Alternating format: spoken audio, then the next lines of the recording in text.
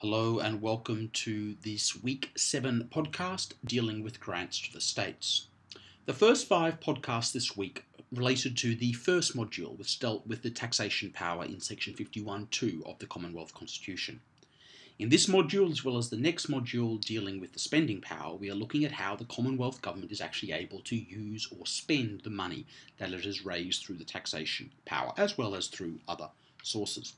Hopefully by now you have watched or listened to the opening song as well as the welcome podcast.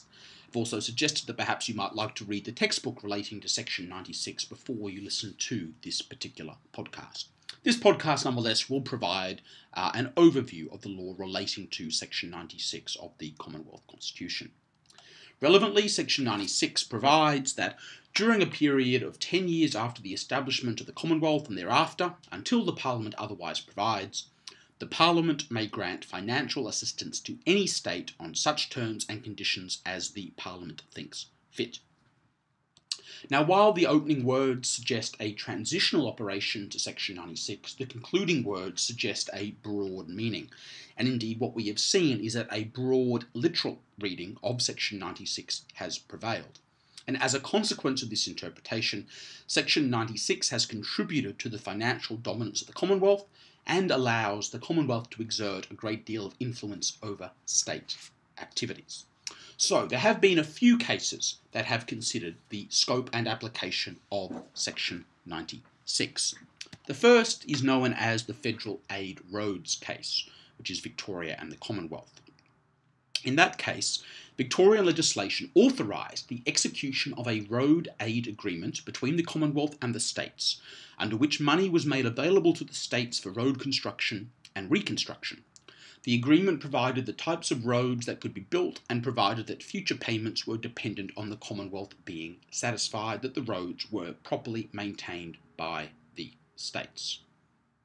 And the court held in possibly the shortest, briefest decision of the High Court since Federation the following. And I have reproduced on the slide the entirety of the court's judgment in the Federal Aid Roads case. It was 3 very short sentences. They read, "The court is of the opinion that the Federal Aid Roads Act No. 46 of 1926 is a valid enactment. It is plainly warranted by the provisions of section 96 of the Constitution and not affected by those of section 99 or any other provisions of the Constitution, so that exposition is unnecessary. The action is dismissed." Don't we wish all constitutional law cases would be that brief? So, while it's not that helpful in terms of the reasoning of the court, it certainly is plain from this case that the High Court is accepting a very broad and literal reading of section 96. 2 other cases which considered section 96 were the first and second uniform tax cases. The first uniform tax case dealt with many issues as we saw in one of the previous podcasts.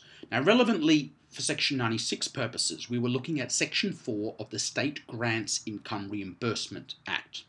Now, section 4 provided that in every financial year during which this act is in operation, in respect of which the Treasurer is satisfied that a state has not imposed a tax upon incomes, there shall be payable, by way of financial assistance to that state, the amount set forth in the schedule to this act against the name of that state, less an amount equal to any arrears of tax collected by or on behalf of that state during that financial year. So this really was a way in which the Commonwealth was providing an incentive to the states not to impose their own income tax.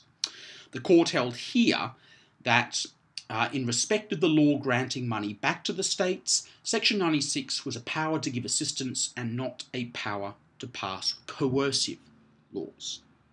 So for example, Chief Justice Latham said at page 417 that the Commonwealth may properly induce a state to exercise its powers, for example, the power to make roads, by offering a grant of money.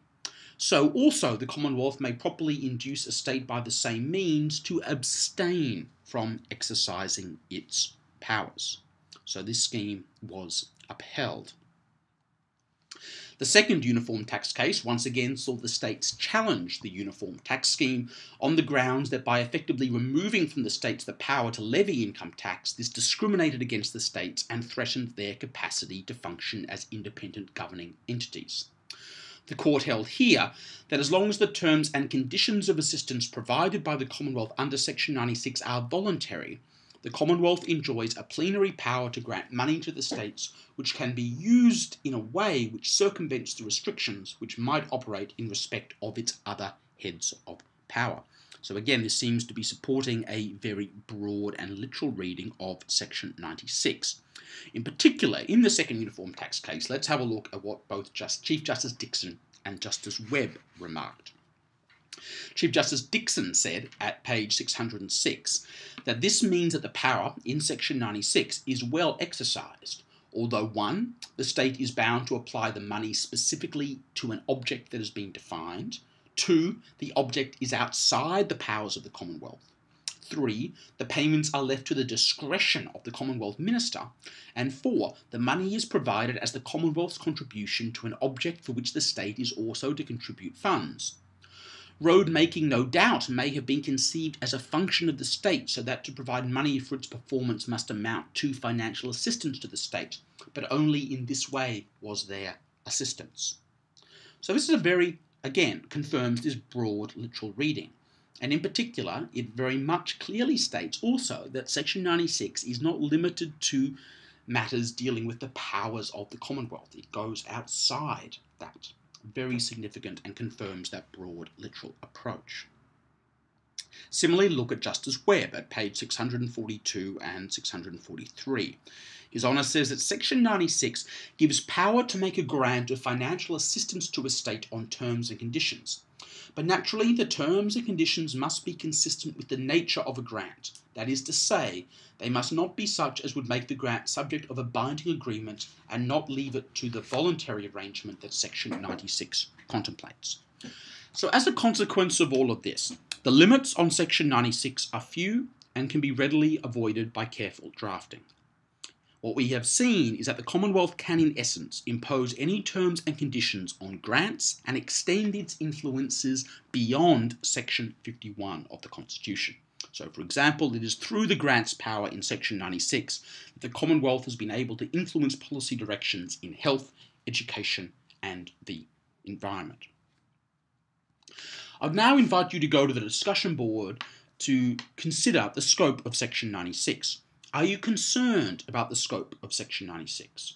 Do you think that there should be greater limits placed on the Commonwealth under this power that would limit the ability of the Commonwealth to influence the states?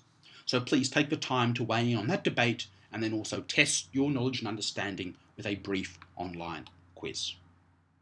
That then is the end of this podcast in relation to Section 96. The final podcast for week 7 deals with the spending power.